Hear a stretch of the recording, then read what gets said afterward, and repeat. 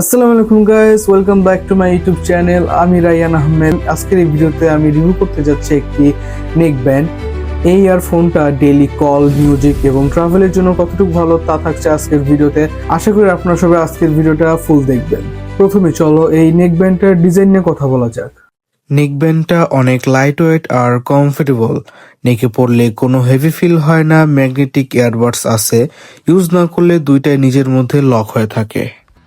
এখানে ইউজ করা হয়েছে ব্লুটুথ ভার্সন 5.4, যার জন্য কানেকশন অনেক স্টেবল, ফাস্ট পেয়ারিং, অ্যান্ড্রয়েড আর আইওএস এর জন্য পারফেক্ট। এই ইয়ারফোনের বিগেস্ট প্লাস পয়েন্ট হলো এর ব্যাটারি। একবার ফুল চার্জে অ্যারাউন্ড 23 থেকে 25 ঘন্টা পর্যন্ত ব্যাটারি ব্যাকআপ দেয়। ইউএসবি টাইপ সি দিয়ে ফাস্ট চার্জিং সাপোর্ট করে। ডেইলি 3 থেকে 4 ঘন্টা ইউজ করলে 2 থেকে 3 দিন চার্জ দেওয়ার কোনো প্যারাই থাকে না। এখন চলো এটার কল কোয়ালিটির ঠিক কিরকম এটা দেখা যাক।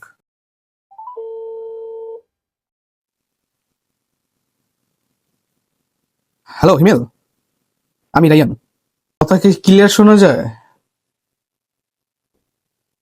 না, হেডফোনটা রিভিউ করতেছিলাম তো এই জন্য কল কোয়ালিটি কিরকম এটা দেখতেছিলাম।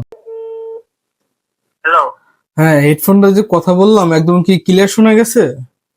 হ্যাঁ, ক্লিয়ার একদম। তো দেখে নিলেন হেডফোনটা কল কোয়ালিটিটা ঠিক কিরকম। আশা করি আপনাদের সবার বাজেট অনুযায়ী পছন্দ হবে। এই প্রাইস পয়েন্টে এখানে ছোট একটা ডিসপ্লে দিয়ে দিয়েছে, যার কারণে হেডফোনটিতে কতটুকু ব্যাটারি আছে তা আমরা দেখতে পারবো। হালকা পানি বা ঘামে কোনো রকম সমস্যা হবে না। যারা জিম করে তাদের জন্য পারফেক্ট।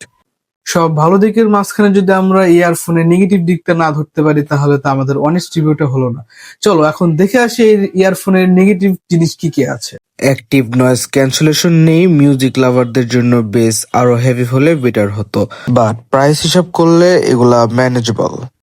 এই ইয়ারফোনের মধ্যে একটি মেমোরি কার্ডের স্লট দেওয়া আছে। আপনারা চাইলে এটার মধ্যে মেমোরি কার্ড দিয়েও এটার গান শুনতে পারবেন। ভিডিওটা যদি ভালো লেগে থাকে তাহলে অবশ্যই একটা লাইক দাও আর তোমাদের মতামত কমেন্ট করো, আর সাবস্ক্রাইব করে পাশে থাকো নতুন নতুন টেক ভিডিও দেখার জন্য।